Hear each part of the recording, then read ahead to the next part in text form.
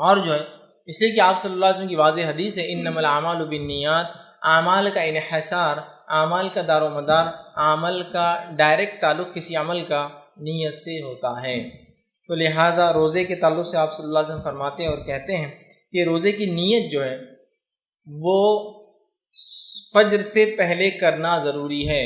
فرض روزے کی نیت فجر سے پہلے کرنا ضروری ہے۔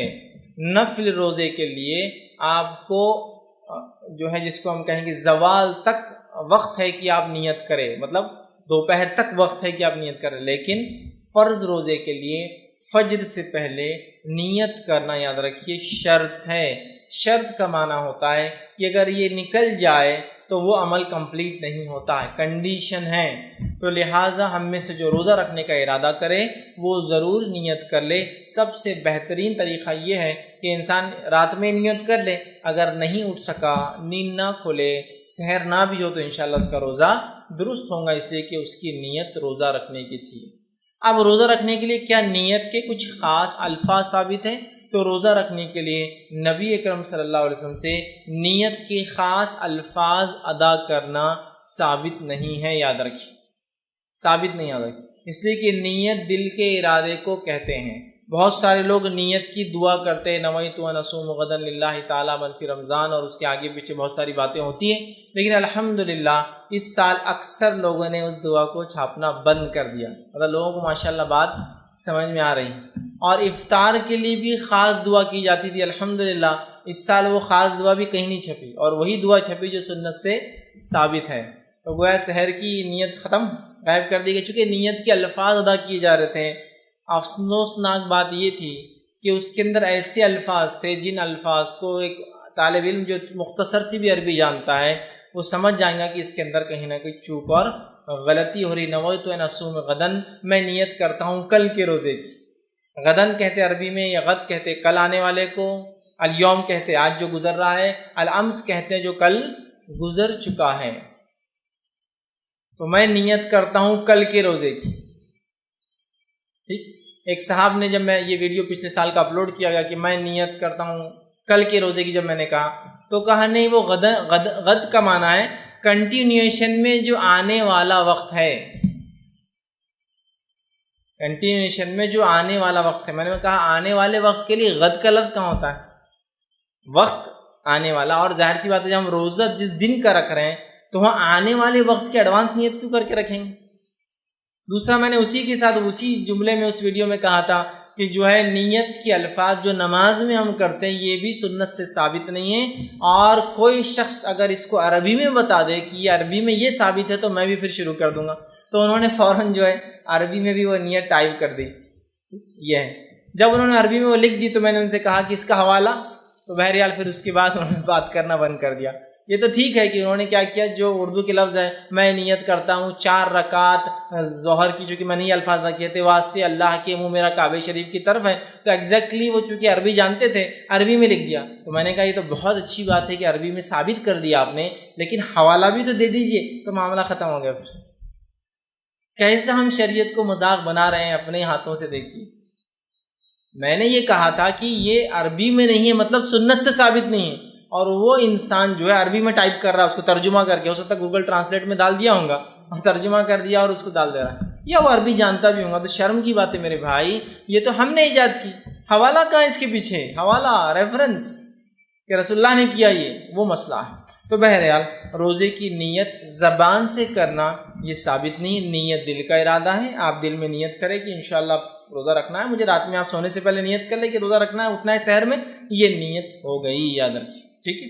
اسی طرح جو ہے فجر سے پہلے کرنا ضروری ہے۔ نفلی روزے کی نیت آپ بہرحال دن بھر میں کبھی بھی جو ہے کر سکتے ہیں، اور اس کے لیے درست نیت ہونا روزے کی ضروری ہے، اس لیے کہ آپ صلی اللہ علیہ وسلم نے فرمایا من صلی یرائی فقط اشرک، جس نے دکھاوے کے روزے رکھے اس نے شرک کیا، ومن صام یرائی فقط اشرک، جس نے دکھاوے کے روزے رکھے اس نے شرک کیا، ومن تصدق یرائی فقط اشرک، جس نے دکھاوے کے لیے صدقہ دیا اس نے شرک کیا۔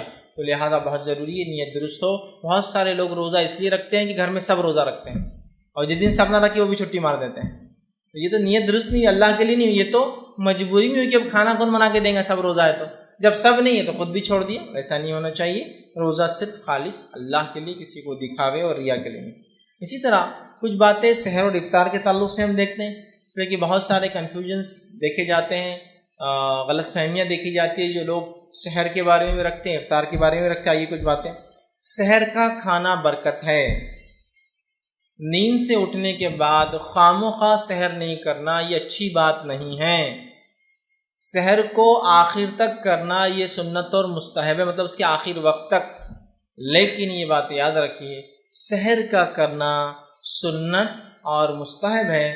سحر کا کرنا نہ ہی فرض روزوں کے لیے اور نہ ہی نفلی روزوں کے لیے شرط یا فرض نہیں ہے، ضروری نہیں ہے، کنڈیشن نہیں ہے. ٹھیک ہے، سمجھ رہے؟ مطلب چھوٹ بھی جائے تو کوئی فرق نہیں پڑتا، لیکن خاموخواہ کبھی مت چھوڑیے. اس لیے کہ سحر کے تعلق سے آپ نے فرمایا، صحیح مسلم کی روایت آپ نے فرما رکھا، سحری کھاؤ کیونکہ سحری میں اللہ نے بہت برکت رکھی ہے. ایک روایت نے فرمایا میری قوم جو ہے امت تب تک گمراہی پہ نہیں ہوں گی جب تک افطار میں جلدی اور سحر میں تاخیر کرتی رہیں گی. تو گویا اس سے پتہ چلا سحر بہت اچھا عمل ہے، سنت ہے، مستحب ہے، کرنا چاہیے، لیکن یہ شرط نہیں ہے، ضروری نہیں ہے، کنڈیشن نہیں ہے. اس کے بغیر بھی روزہ درست ہے. ورنہ بہت سارے لوگ رات میں نیند نہیں کھلی، نیند سے پھر بیدار ہوئے تو فجر ہو گئی اور بولتے آج کا روزہ نہیں رکھے. کیوں؟ سحر نہیں ہوئی. سحر نہیں ہوئی تو روزہ نہیں. سحر شرط نہیں ہے. اللہ نے صحت تندرستی دی ہے تو رکھ لیجیے بغیر سحر کے. اور کیا کوئی بہت بڑی مشکل بات ہے بغیر سحر کے روزہ رکھنا؟ رکھ سکتا ہے کہ انسان کوشش کرتا. اس لیے کہ روزہ ایک ایسی عبادت ہے جو میں سمجھتا ہوں بعد میں ساری زندگی بھی کوئی اگر بلا وجہ ایک روزہ چھوڑ دے نا، ساری زندگی بھی رکھتا رہے تو وہ ایک روزے کی تلافی نہیں کر سکتا، اس کی برابری نہیں کر پائیں. بہت اہم عمل ہے. ٹھیک ہے، تو لہٰذا ہم کوشش کریں کہ رکھیں. لیکن بیمار انسان ہے، اس کو وقتاً فوقتاً کھانے کی ضرورت ہے. شہر میں بھی نہیں کھائیں گا تو کیسے رہیں گا؟ تو یہ ایک الگ کنڈیشن ہے، یہ ایک الگ بات ہے. لیکن عمومی اعتبار سے اگر اللہ نے صحت طاقت دی ہے، حالات ہے، تو بغیر سحر کے بھی آپ روزہ رکھ سکتے ہیں. اس سے روزے میں کوئی فرق نہیں پڑتا. اسی طرح جو ہے فجر کی اذان سے پہلے سحر میں اٹھانے کے لیے اذان دینا یہ سنت ہے. نبی اکرم صلی اللہ علیہ وسلم فرماتے ہیں حدیث کے اندر، یہ متفق علیہ روایت، آپ نے فرمایا جب ام مکتوم اذان دیں تو تم روزہ مطلب سحر کھانا نہ چھوڑو، جب بلال اذان دیں تو تم کھانا کھانا جو ہے چھوڑ دو. تو اس سے یہ پتہ چلا آپ صلی اللہ علیہ وسلم کے زمانے میں 2 اذانیں ہوتی تھی رات میں. ایک ہوتی تھی سحر کے لیے تاکہ لوگ جاگ جائے، اور دوسری ہوتی تھی فجر کے لیے تاکہ لوگ سمجھ جائے کہ اب کھانا بند کر دینا ہے. کتنا اچھا سنت طریقہ ہمارے پاس موجود ہے. اب یہ سنت طریقے کو چھوڑ کر ہم کیا کیا طریقے اختیار کر رہے ہیں سحر کے لیے، مجھے بتانے کی ضرورت نہیں ہے. کئی جگہ لوگ تالیاں بجا رہے ہیں، کئی جگہ کھمبے بجا رہے ہیں، کئی جگہ ڈھول بجا رہے ہیں، کئی جگہ دروازے پیٹ رہے ہیں نا. اور کئی جگہ جو شروع ہوتا تھا، الحمدللہ اورنگ میں نہیں ہوتا، اللہ کا فضل ہے، سحر کو 2 گھنٹے باقی ہے، جو رات میں 2 بجے شروع ہوتا تھا ویلا. کوئی تو ایک آدمی شاید رات بھر جاگتا تھا اس زمانے میں، مجھے بھی یاد ہے، میں چھوٹا تھا میں سنتا تھا حضرات اٹھ جائیے 1 گھنٹہ باقی چلا اور بس. میرے بھائی، اللہ کے رسول نے اس دین کو مکمل کیا. اذان کا طریقہ بدلنا ہے، اذان تو نہیں دیں گے، باقی سب کریں گے. کچھ لوگ سائرن بجا رہے ہیں نا، گھڑیوں سے بج رہا ہے تو گھڑی میں نہیں تو ٹیپ میں لگا کے، موبائل میں لگا کے مائک کے سامنے رکھ رہے ہیں. جب مائک میں آپ کون کی آواز بجا سکتے ہیں اور لوگوں کے کان کر کر سکتے ہیں، تو اس سے اچھا اگر اذان دے دے تو کتنی خوشی بھی ہوں گی. شیطان جو ہے اذان جو ہے اللہ کا کلام ہے، اس میں اللہ ہم گواہیاں دیتے کہ جو ثابت بھی، یہ نہیں کہ میں منمانی اذان ایجاد کر رہا ہوں، یہاں دے دو یہاں دے دو. یہ ثابت اذان ہے. جہاں ثابت ہے اذان دینا وہاں تو نہیں دیتے، اور پتہ نہیں مردوں کو دے رہے، میت پہ دے رہے، خبروں پر دے رہے، ہاں جھگڑا ہوا تو کان میں دے رہے، تو کہاں دے رہے اس کی کوئی وہ نہیں، جبکہ دینا یہاں ہے اذان. تو آپ دیکھیے سائرن بجائے جاتے ہیں، ڈھول بجائے جا رہے ہیں. مطلب ایسا لگتا ہے کبھی کبھار کہ ہم نے ٹھان لیا کہ سنت کو تو نہیں اپنائیں گے، باقی چاہے کچھ بھی ہو سب اپنائیے سنت، اذان دیجیے. ٹھیک، تو یہ ہوں گی نہیں یہاں لوگوں کو اتنا علم نہیں ہے، تم اذان دینے کی ضرورت ابھی سحر کر لیں گے. میرے بھائی لوگ بہت ہوشیار ہے، کھانے پینے کے معاملے میں سب سے زیادہ ہوشیار ہے. وہاں کچھ نہیں بند کرتے ہو، وہاں نہیں بند ہوتا کچھ بھی، ہے نا. دیکھیے بہت سارے لوگ ہیں عشاء کا ٹائم ٹیبل، فجر کا ٹائم ٹیبل تو مانتے ہیں ایک ادارے کا، سحر اس ادارے کے اعتبار سے ختم نہیں کرتے. سحر بولتے لیٹ کون سا والا دے رہا. کھانے پینے میں انسان نے اپنے مفادات نکالنا ہی ہے، تو یہاں نہیں کوئی بیوقوفی کرتا. آپ دیجیے اذان. اور کب تک ہم یہ سوچیں کہ امت سمجھیں گے نہیں، امت گڑبڑ کریں گی، امت میں انتشار ہو جائیں گا، ہم 2 اذانیں دیں گے تو لوگ یہ ہو جائیں گے وہ ہو جائیں گے؟ کب تک سنتوں پہ اور دین پہ چلنے کو ہم انتشار کی وجہ بنائیں گے؟ یا کب تک صحیح چیز پر عمل کرنے کو ہم اختلاف کی وجہ سمجھیں گے؟ چھوڑنا پڑے گا ہم کو۔ تو بہرحال اذان دینا سنت ہے۔ اسی طرح جو ہے افطار میں جلدی کرنا چاہیے اور سحر کو دیر تک کھانا چاہیے۔ اس کا کیا معنی ہے؟ حدیث میں آتا ہے کہ انبیاء کی سنت میں سے ایک سنت یہ کہ وہ افطار میں جلدی اور سحر میں دیر کرتے۔ معنی یہ سحر کے آخر وقت تک کھاؤ۔ حدیث میں ہے کہ اگر بلال کی اذان سن لو تو سحر کا وقت ختم ہو گیا، لیکن اس میں بھی جلدی نہ کرو، ہاتھ میں کچھ ہو تو پانی وانی اس کو پی لو، اتنا بھی وقت دیا گیا، سمجھا؟ تو لہٰذا ہم جو ہے فجر تک جو ہے اس کو جو ہے کر سکتے ہیں، اور کوشش کریں کہ اس میں آخر وقت تک ہم کریں تاکہ انسان کو بھوک نہ لگے، روزے میں کمزوری محسوس نہ ہو۔ اور افطار میں جلدی کا کیا معنی ہے؟ افطار میں جلدی سے معنی یہ ہے کہ وقت شروع ہوتے ہی، ابھی دیکھیے ہمارے پاس 4 جو ہے ٹائم ٹیبل جو پاس میں 4:19 دیا ہوا ہے، سحر کا آخری وقت۔ اذان ہوتی ہے 4:29 پر پہلی اذان، اور وہ سب سے اول اذان، یہ اذان کا اول وقت ہے، مطلب فجر کا وقت۔ 10 منٹ پہلے روک دیا امت احتیاطاً، دوسرے 12 منٹ آگے چلے گئے 42 تک۔ اب اس ان کی کیا احتیاط ہے نہیں پتا اس میں کہ ان کے مقابلے میں 22 منٹ آگے ہیں، مطلب ان کی جب ختم ہو رہی تو جب آدمی اگر نیند سے اٹھتا بھی ہے تو سحر ہو جاتی ہے اسے۔ تو جب 29 کو آپ اذان دیتے ہیں تو 19 کو آپ کو افطار سحر میں لوگوں کو روکنے کی کیا وجہ ہے؟ آپ کیا بتائیے؟ حدیث میں آتا ہے کہ بلال اذان دیتے سحر کے اس پہ، اور یہ وہ زمانہ ہے جب کیلکولیشن کے اتنے فکس کوئی پیمانے بھی نہیں ہیں صحابہ کے پاس، ایگزیکٹ پیمانے 4:29 30 31۔ آج دیکھیے نا، آپ کو مغرب پتہ ہے کب ہے ایگزیکٹلی، ہے نا؟ تو احتیاط کرائی جا رہی ہے۔ افطار میں جلدی کرنا ہے، وہاں بھی احتیاط ہے 4 منٹ کی، وہاں بھی احتیاط کروائی جا رہی ہے۔ نہیں احتیاط کر لو، کیا ہوتا ہے احتیاط کر لیا؟ ٹھیک، تو بات سمجھ میں یہ نہیں آ رہی کہ ہم ہر عبادت اور ہر چیز میں شک کیوں کر رہے ہیں؟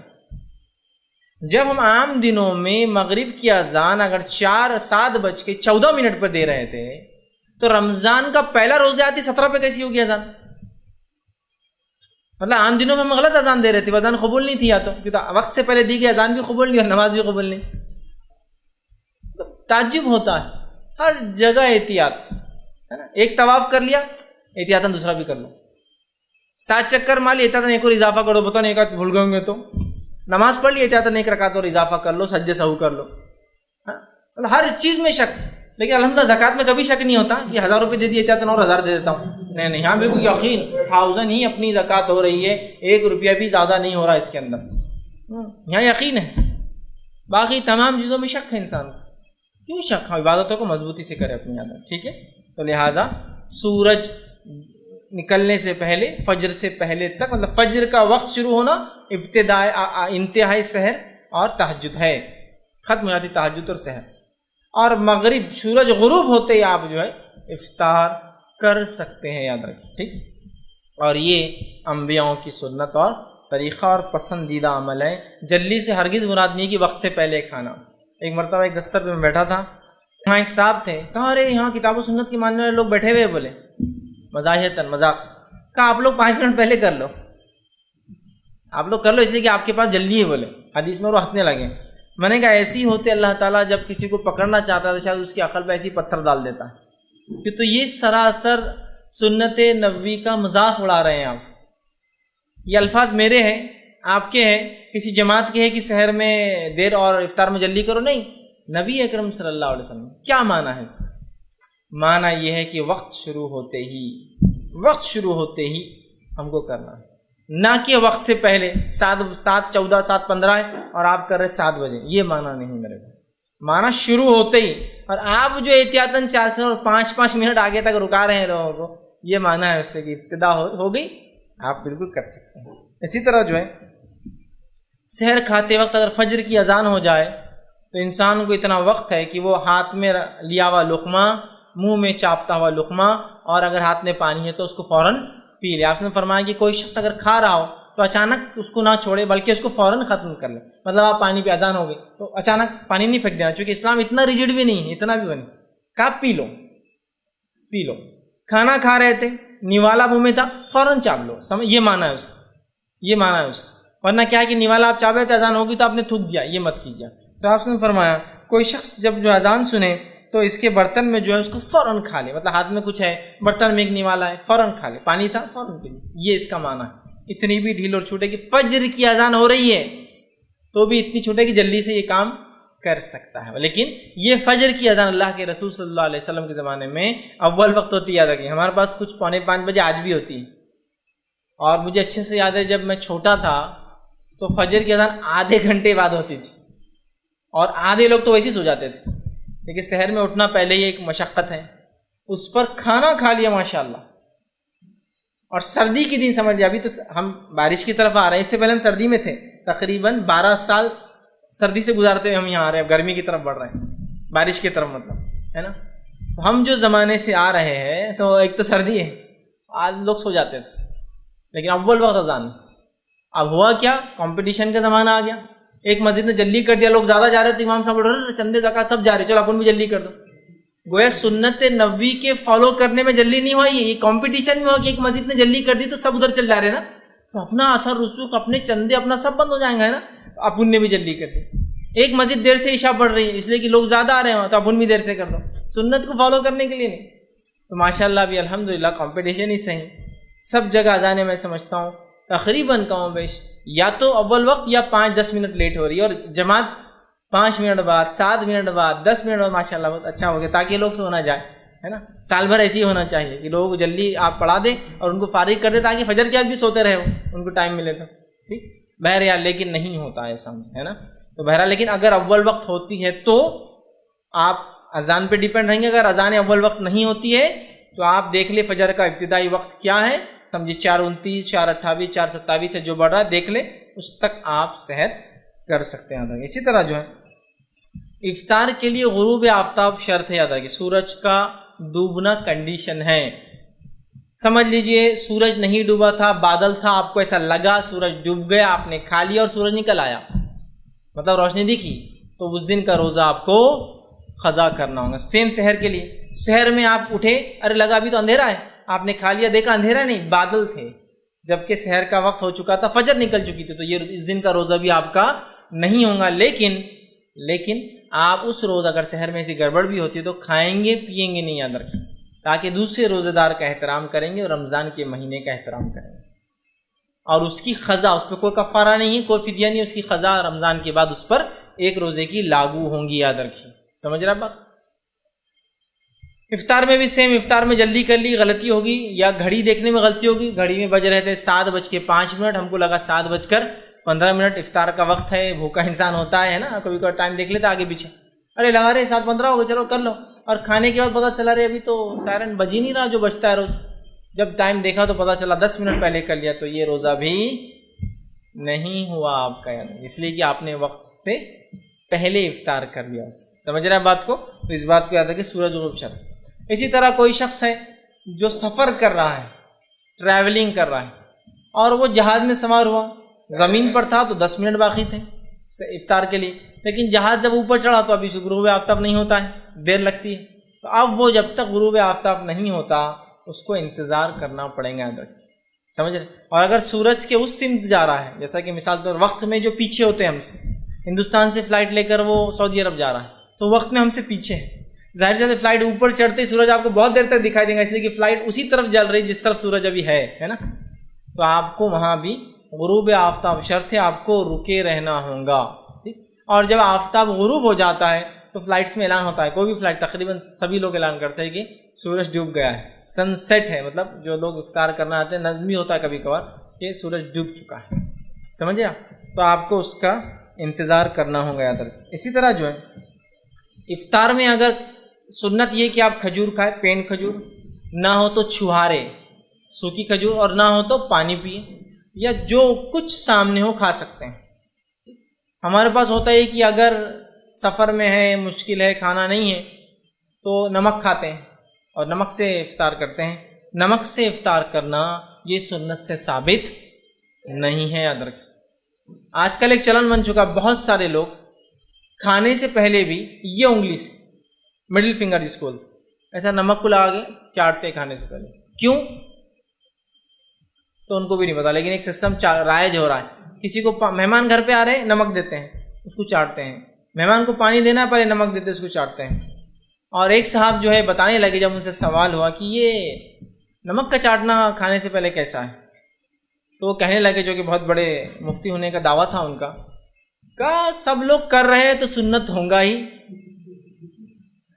میں نے کہا یہ سنت کیا ہے، اس کے ڈیفینیشن میں ایک دم لیٹسٹ ٹرم آیا ہے کہ سب لوگ کر رہے ہیں تو سنت ہوگا ہی، ایک دم لیٹسٹ ٹرم ہے۔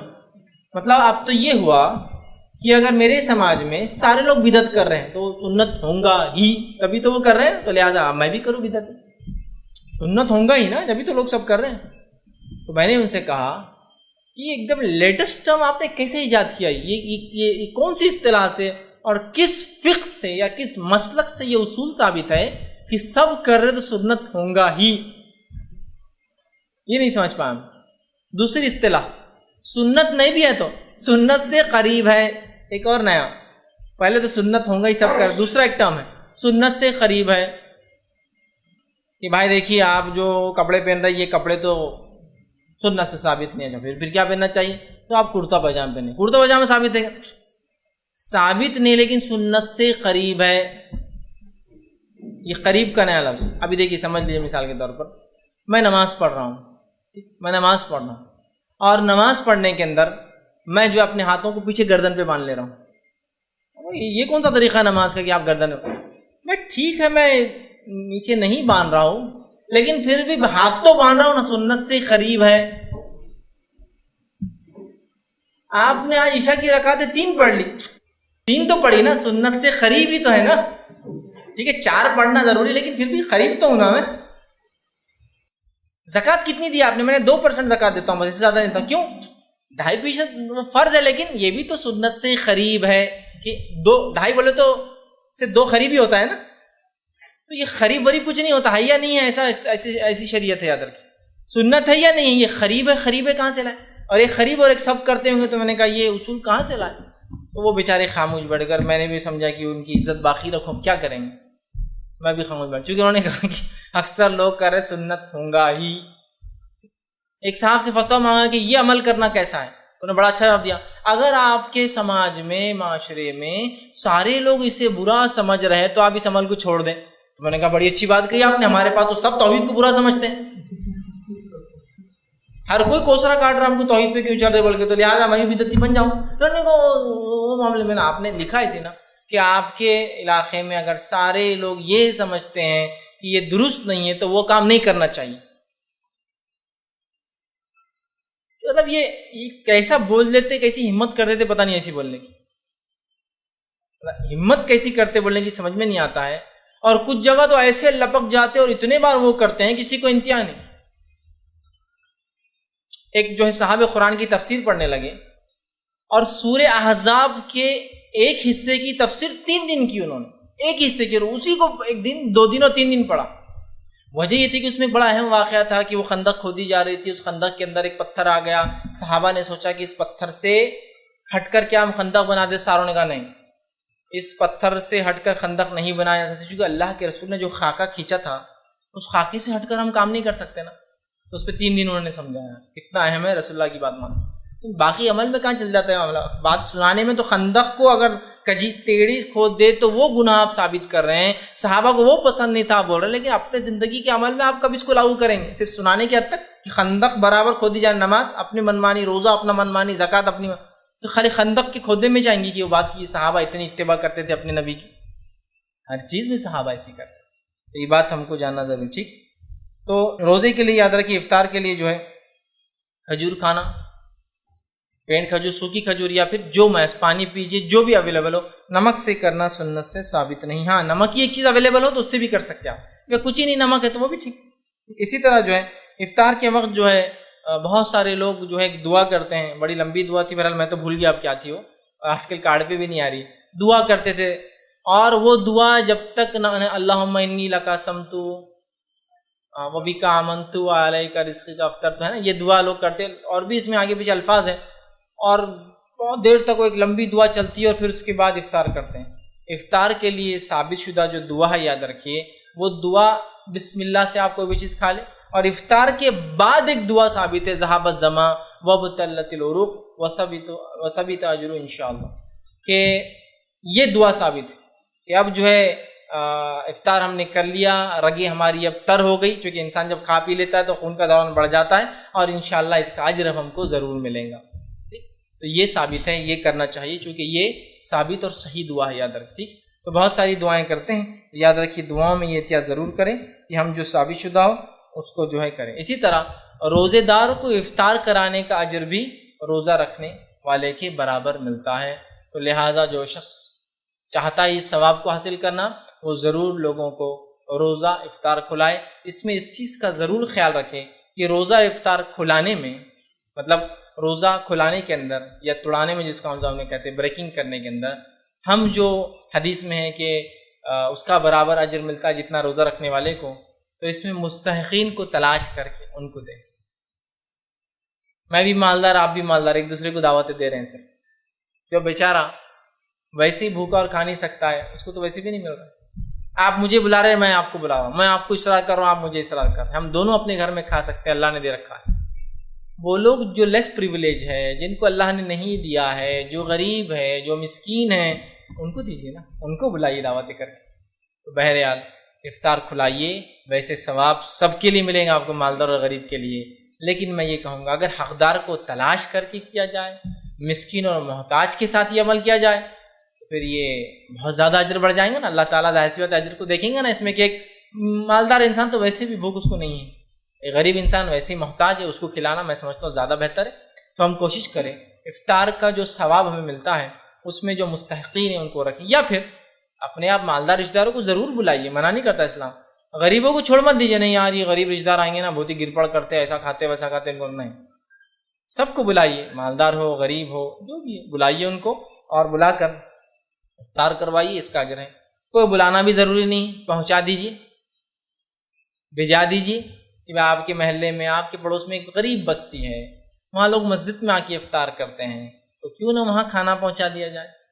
کتنے لوگ زیادہ نماز میں ہوں گے؟ 30 40 50 لوگ، چلو اللہ نے طاقت دی 50 لوگوں کا نماز ہوتے امام صاحب کو کہہ دے، اعلان کر دو کہ یہاں جو ہے کھانا کھا کر جائے، اور 50 سے لوگ زیادہ آتے نہیں، آپ کو پتہ ہے، پہلے سے اعلان نہیں ہے، آپ کا پری پلان نہیں ہے، اعلان کر دیں، لوگ بھی خوش ہو جائیں گے، آپ پہ جیب پر بھاری بھی نہیں کہ آپ نے پہلے سے اعلان کیا تو زیادہ لوگ آ جائیں گے۔ جو نارمل لوگ ہیں مصلیان آ رہے ہیں، غریب طبقے کے لوگ آ رہے ہیں، گھر تک پہنچا دیجیے، فردن ایک انسان کے گھر پر پہنچا دیجیے، ڈبوں میں ڈال کے کہ بھائی لے جا کر پہنچاؤ، بچے کرتے ہیں نا افطار دیتے ہیں، پہنچا کر کھانا آئیں گے تاکہ وہ لوگ اسے کھائے، ہے نا۔ تو بہرحال ان تمام چیزوں کی طرف ہم کو سوچنا بھی چاہیے، یاد رکھیے، اور غریبوں کا بڑا حق ہے، اس کو ہمیں یاد رکھنا چاہیے۔ لیکن غریبوں کے حق سے مراد یہ نہیں کہ کپڑے پہننا غریبوں کا حق ہے اور شیرخورما پینا غریبوں کا حق ہے، بہت سے لوگ ہوتے ہیں۔ حق سے مراد یہ کہ جو ضروریات کی چیزیں کم از کم وہ تو پورا کرے آپ، ٹھیک ہے، ضروریات کی چیزیں، تمام چیزیں کی سحر میں کھانے کو ہو، افطار میں کھانے کو ہو، ٹھیک ہے، اور یہ اللہ کی نعمت ہے جو اللہ نے دے رکھی ہے، اس کو تقسیم کرنا چاہیے، یاد رکھیے، ٹھیک ہے۔